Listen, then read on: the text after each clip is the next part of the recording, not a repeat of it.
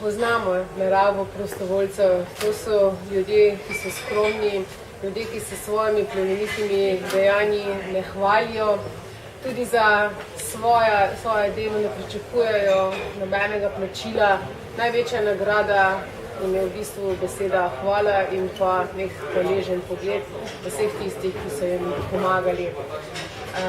Jaz verjamem, da so to ljudje, ki so polni nekega življenjskega optimizma in pa dragocenih izkušenj.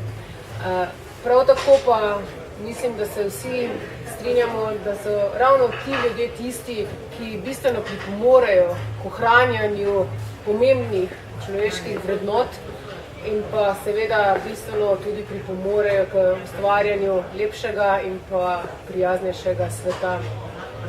Čeprav, kot sem že rekla uvodoma, so ti ljudje skromni, ostajajo skromni kljub plemenitim dejanjem, pa je prav, da se jih vsaj enkrat na leto pohvali, zahvali in pa da se jim nekako izreče priznanje, ki si ga še kako zaslužijo.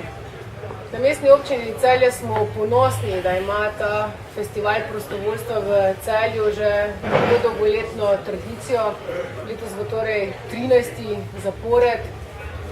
Še bolj me veseli, da število prostovoljcev iz leta v leto narašča, da se bodo tudi letos nagrade podelile v 5 starostnih kategorijah, kar dokazuje, da prostovoljstvo nima starostnih omejitev in da so tudi mladi pripravljeni nekako svoj dragocen čas podariti ali pa nameniti sočloveku pomoči tistim, ki to pomoč njegovo potrebujejo.